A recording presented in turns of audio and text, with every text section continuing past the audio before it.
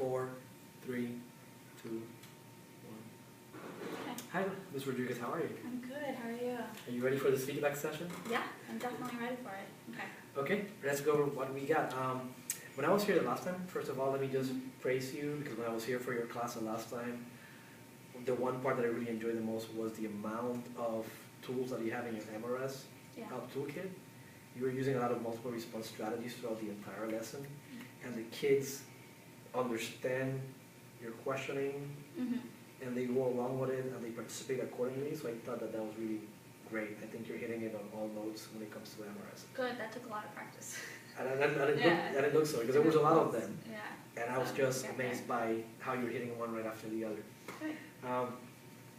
And another thing that I want to look into, however, as a growth area perhaps, was that I did notice that even though there was a lot of checking for understanding, a lot of MRSs, and that was also great, the time that I was in your classroom when I left, when I was leaving, the bell rung, but you never had a chance to get to the actual DOL. And my question to you would be, in that vein, you know, why do you think this happened? Why do you think you're not able to finish the lesson the whole way? I think that I planned too many things happening during the lesson that I need to go back or I just plan too many things that I eventually lose track of time and we just don't have time for it. Or my time frame is off. Like I think it's going to take this long and it actually takes longer than what it should be. And then I get caught Maybe the pacing? Yeah, the pacing is definitely off. So Okay. that's probably why. So I think you hit the nail. I was looking at your lesson plan as well, and I was looking at the amount of content you have there on activities. Yeah. Given that in middle school we only have about 45 to 49 minutes to work with the whole class, it was good stuff, but it seemed to be heavy, and perhaps that's one area that you can start reviewing. Yeah. Hopefully within your own lesson plans, like put like timelines for your introduction, for your data practice, even for your activities. Yeah. Put like a specific time frame of how much minutes you're gonna be using for that activity. I do notice now that you're also using the online timers. Since that time, since then coming forward, I mean, I'm noticing now that you're using that as well. Yeah. So that's gonna help you with the pacing as well. So I'm pretty sure that next time that I come to your classroom, I should be able to see that on the lesson plan for the lesson to flow more effectively, so you can get to the DOL, because you want to get to the DOL. Yes, I do. I have a timer for the do now, and then I kind of have a timer for the independent practice, but I think I need to add timers for all the other parts of the lesson as well. Yes. And that is something that when I was a teacher myself, I used to have like the timer for every portion of the lesson. It was just being intentional about having it in your lesson plan, knowing that you have, you know, X amount of minutes for each one, and it really works like a charm. Yeah. You'll see that if you start following that, you'll get to the DOL very quickly. And it'll be good for the kids because they have structure and they know what's next. And they have for certain portions of the lesson right now, but then this will make it for the entire lesson as well. Yes, they do. Okay. Good stuff, good stuff.